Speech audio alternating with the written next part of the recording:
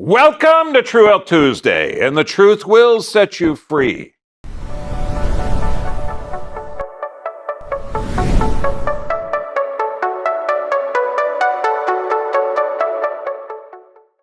Of course, you gotta search for that truth now.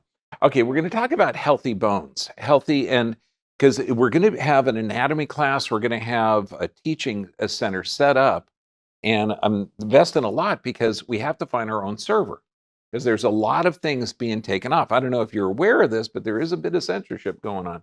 So look at this. Which side do you want to be? Do you want to be healthy? Because I'm telling you, I get healthy 85, 87, 90-year-old people in here that are hiking every day, windsurfing. This one guy does kite surfing at, I think, 87. And I said, how often do you do it? He says, when the weather's perfect. I'm retired.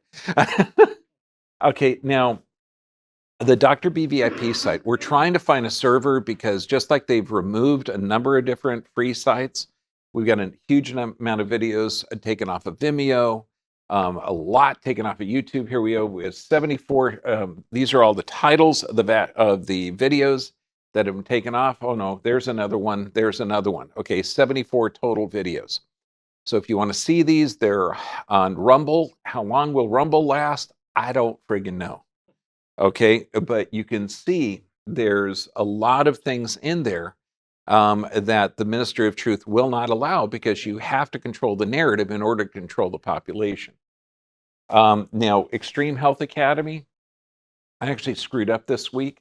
I shut my phone off on Friday and just wanted to move into a cave. And I wasn't notified before that, but that's not Justin's fault. That's my fault. So I missed a webinar Sunday. We're going to do it this coming Sunday. So, but man, Extreme Health Academy is amazing. The people are there, and I'm sad I missed it because it's just cool to connect with them. So here's the Cliff Note version. Okay, you are a human being on the planet. You're designed to live 120 years with no spare parts. Just like all the other animals on the planet, your body is in a constant state of regeneration and breakdown. So if your bones start to break down, it's not genetic. That's foolishness. It doesn't run in your family. That's foolishness. Stupid in lifestyle and toxic food will run in your family. Okay? So what causes weak bones? Lack of use. This means sedentary lifestyle. Medications, they slow or stop metabolic processes. It's weird, another few months I won't be able to say that. Toxicity, this means environmental toxicities because your blood becomes acidic. Nutrient deficiencies, okay, and that blood acidity. See, when the body becomes acidic, and watch this. Okay, I'm getting rid of carbon dioxide. That's an acid. Of course, so I was going like this, and some of it would come back in, I wouldn't be getting rid of it. So that would cause an acidification. You know, boy, that would be dumb to do. Okay, what causes your bones to be healthy is you use them. Okay, it's opposite of an old fancy car. You use your body, it gets better. You eliminate unnecessary medications. This means if you have a medical doctor that's a medical Pez dispenser, you go up there and say, Doc, I have, bam, he's got that prescription. You know you need to find somebody else that's more of a detective. Decreased toxicity and increased nutrient sufficiency. Wait a second, it can't be that easy. Does that mean that your body can regenerate itself? That you could reverse osteoporosis on your own? Let's look at this. Okay, now the stats here are 2019, and it's hard for people to remember back, but this was pre-COVID. Okay, you're looking at 54 million people have low bone mass or osteoporosis in this country. Does that mean that we're probably doing stuff that causes that? Or is American just genetically defective? Okay, 1 in 2 women, 1 in 4 men. Now, let's go way back, okay, to the Bone Institute.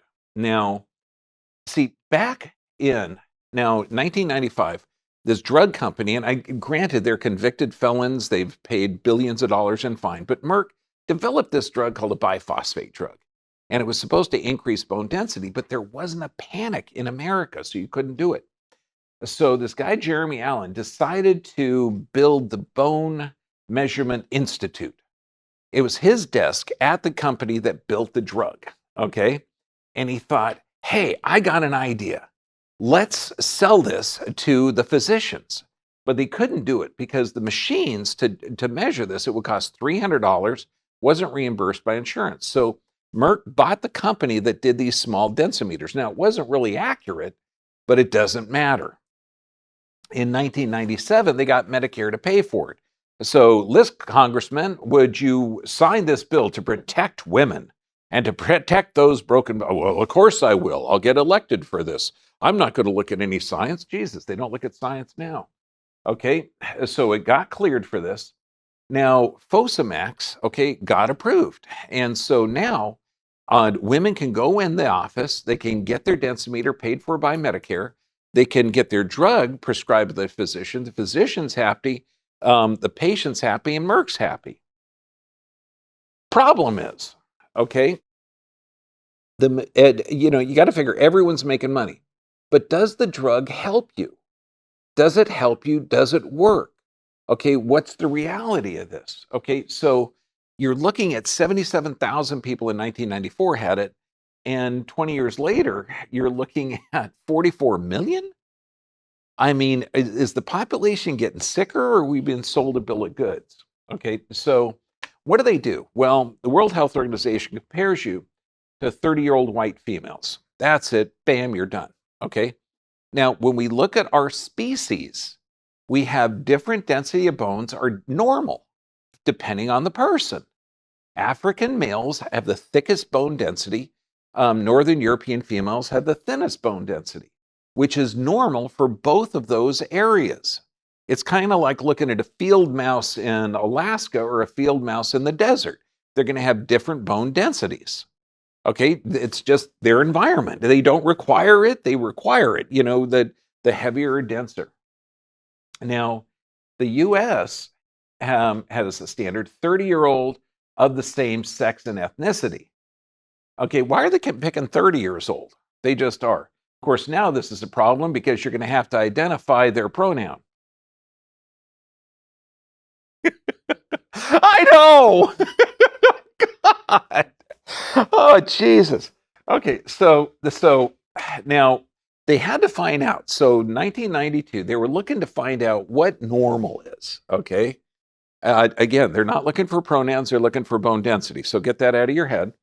Okay, so they knew roughly kinda what good is. And because remember, you're comparing Northern European. Okay, it's 100% Northern European. Like I did a genetic test. I was shocked to find out it was Northern European. Because I am like smooth and cool and I move good on salsa. I knew I had some Latin in me. None. Sucks. I mean, I've got 2 more years before I'm a full-blooded, a full Mexican. So, then I will be cooler. But we know what normal is. And you knew kind of what abnormal is. Because remember, you're looking at variance densities. There's not a lot of purebreds out there. There's going to be somebody that has a Swedish father from an Italian mother, and then a cousin from North Africa. So, what are you going to say there? Okay, you don't know. Plus their pronoun. But they knew there was this area in the middle that wasn't exactly good and wasn't exactly bad. So it was called osteopenia. Now, this was never, ever, ever used for diagnostics, but it is now. So here's the fact. If you build bones faster than they break down, or if you build cells faster than they break down, it's called health. If you break down faster than you're building, it's called disease. That's it. So most issues out there are a tissue production problem. Now, your bones are not like a chicken bone where you bend them and they break. They're ridiculously flexible. I mean, look at some of the slow motion films of guys breaking boards and breaking concrete and stuff. And it's a trip because, I used to do a lot of martial arts, and when you see it in slow motion, the arm flexes. Okay, it's incredibly strong. So these cells live on there. They're called osteoblasts. They build the bone. Then osteoclasts tear it down. And you need that build up and tear down. Now the bones, they produce red blood cells, stabilize the body, but they're always being used. Now let's say that you break something. Okay, let's say you break the ulnar. and you don't use this, you put the whole thing in the cast, so you're not using the radius because you got two bones here. Both bones are going to atrophy while it's in the cast. That's the weird part. So if you don't use it, the body isn't going to spend extra energy on it to increase the metabolic response in that area. The body is really efficient. It doesn't waste things. So if you have a sedentary lifestyle, like you've been, I don't know, social isolating, you've been a good little sheeple, I mean, a good person following what CNN has told you, okay, you're not going to be very active. So you got to start moving. Now you might say, well, I'm older and it happens when you're older. No, that's not true. Kirkcaldy and Willis. Now, this is one of the books that we used when I was in the physiotherapy lab. What they would do, they remove bones from older cadavers. Then they remove bones from younger cadavers. And they put them through compression, torsion, expansion, everything. And they found out elderly joints proved to be just as strong in torsion and compression as the younger ones. So bones don't get weaker with age, but they do get weaker with poor diet, toxic environmental influences, lack of movement. Okay, so that's the key. Here we got 95 years old on one side, and we're looking at degeneration, trauma, everything else, and a thinning of the bones, but by God, no fractures. 81-year-old, okay, no new fractures, okay? Why? Because if you break a bone, the body rebuilds it. Here's one, osteoporosis, diagnosed with osteoporosis. And what are we looking at? A reverse curve, advancing degeneration, leaky gut, massive forehead. How do you think she's sleeping? Good or poor? Got to be poor. Okay, so this means that she is under stress. If you're under stress, you're not regenerating. If you're not sleeping good, you're not regenerating. If you've got a poor diet, you're not regenerating. And we live our life through the nervous system. So you have to look at three things: physical, chemical, and emotional stress, and then you're going to identify the problem with tissue production. Now, in the medical world, they're going to give you a drug. That's why I say if your medical doctor is just a medical Pez dispenser, find another one, because he sucks or she sucks, okay? And I love this ancient Ayurvedic proverb. When diet is wrong, medicine is of no use. When diet is correct, medicine is of no need. Oh my God, brilliant. Okay, so Fosamax, which is a biphosphate drug, actually weakens bones. But wait a second, I thought the bones were weak in the first place. Okay, optimal duration has not been determined, but it turns out that the drug should be discontinued between 3 and 5 years because it starts causing a thinning of the bone. Okay, I know you're thinking, wasn't it given for thin bones? Okay, well, kinda. Okay, it makes the bones look better on a densometer. See, density isn't strength. So when you stop that build up and tear down process, the bones become more brittle, but they look better on the densometer. Yeah, and that's all you care about is a higher density. You see how stupid that is? And you hear this all the time. I was walking along, my hip broke, and then I fell down. And people will say, you fell and broke your hip? No, it broke and then I fell down. Now, the studies on Fosamax, now you're looking at the sales are incredible. You know, you're looking at billions of dollars here. But the FDA and Fosamax reports linking femoral fractures, osteomyelitis, inflammation of the bone marrow, jaw necrosis, esophageal cancer, atrial fibrillation. Wait a second. What causes thinning of the bones? Lack of use, toxic environmental influences, acidity. Okay, what causes strong bones? Healthy diet, movement, exercise, decrease the physical, chemical, and emotional stress. I mean, why would you take a drug that you can only take for 3 years that has these effects?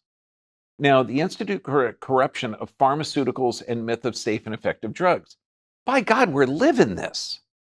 Okay, you look at all the suppression of what the media is doing with hydroxychloroquine, with ivermectin, with any other therapies. And they're doing that because if there is any other therapy, you can't approve an emergency use authorization.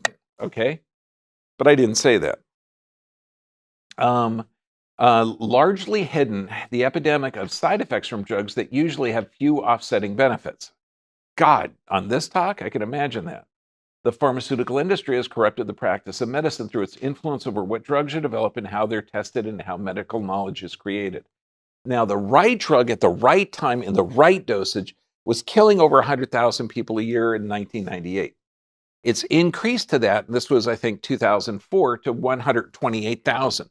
This is 5 times the amount of people overdosing on heroin and prescription painkillers. So this is the right drug at the right time in the right dosage is killing over 100,000 people a year.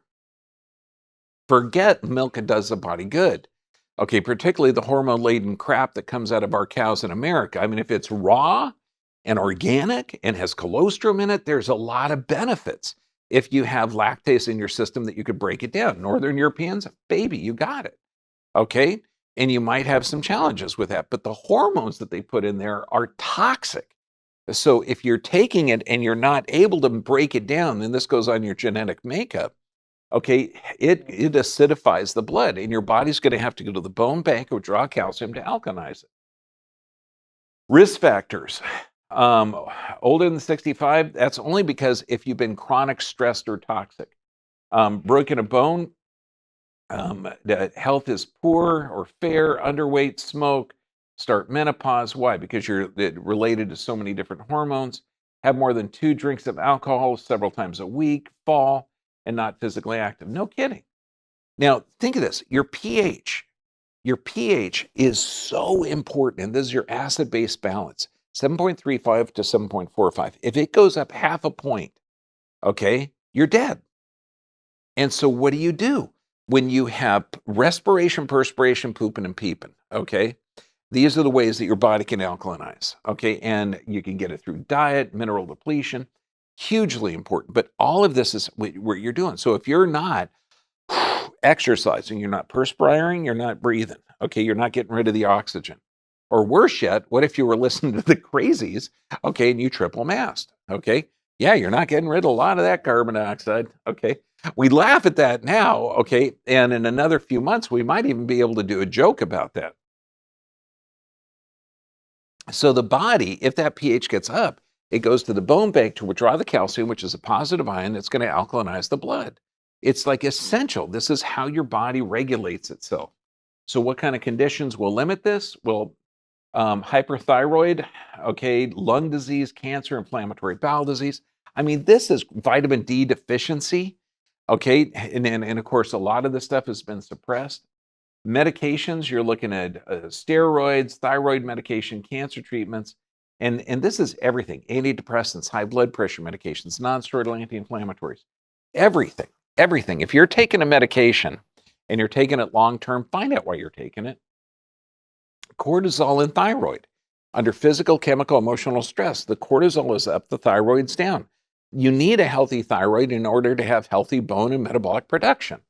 So, I mean, look at this. What lowers cortisol? Healthy thyroid, vegetables, and healthy water.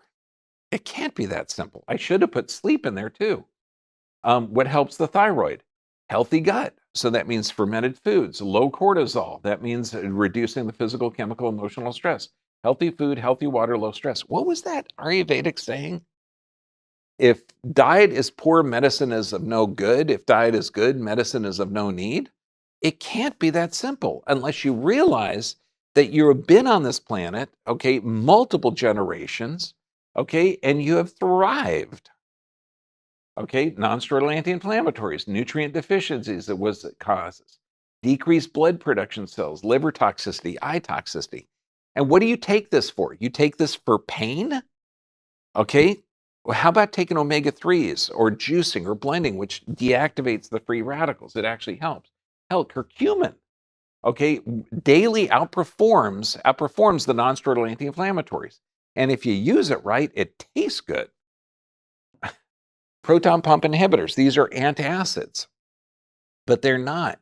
Now, not only do they increase esophageal cancer, but you're decreasing the acid. That means you can't get mineral absorption. This means that there is a host of problems. This is only part of the effects. Dozens and dozens of studies. Fluoride.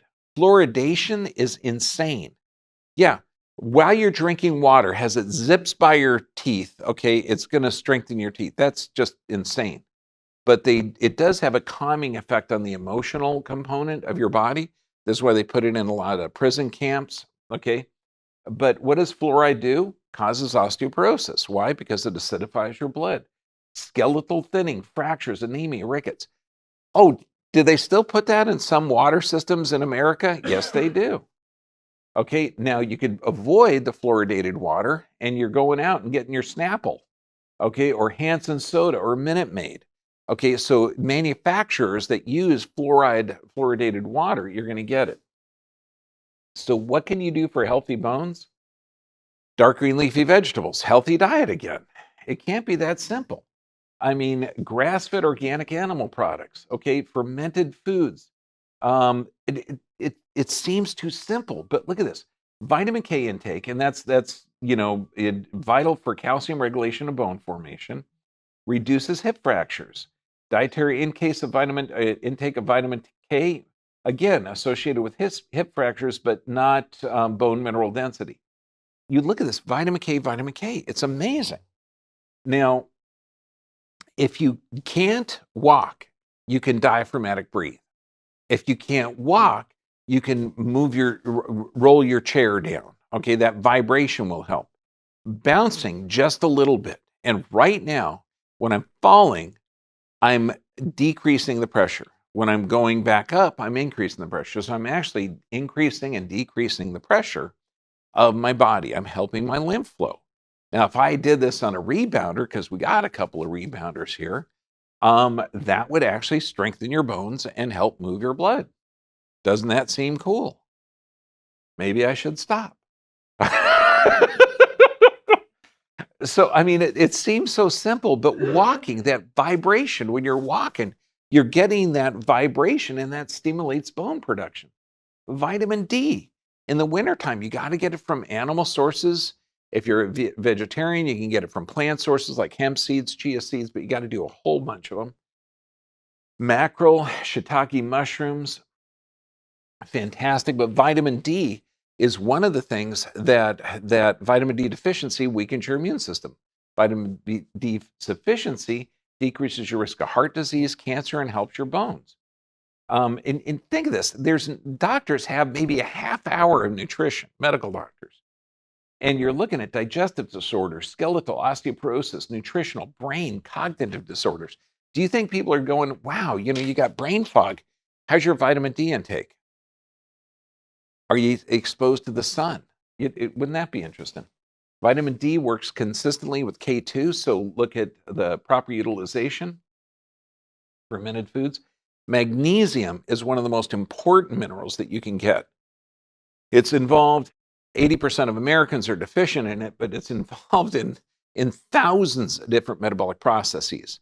Now, if you're in an extremely stressed state, you can get transdermal magnesium absorption. So magnesium oil is fantastic.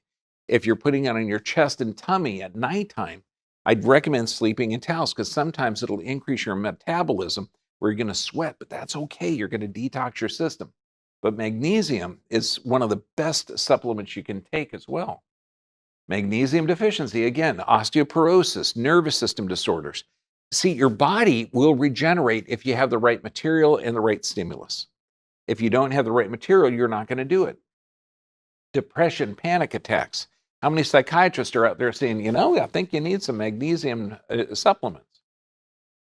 Look, dark green leafy, nuts, seeds, fish, mackerel. God, I love mackerel. Okay. Brown rice, avocados, bananas, dried fruits. I mean, this is good stuff. Let food be your medicine, medicine be your food. Another thing you can do is nose breathe. If you're just sitting home, okay, and again, you got to take it off, okay?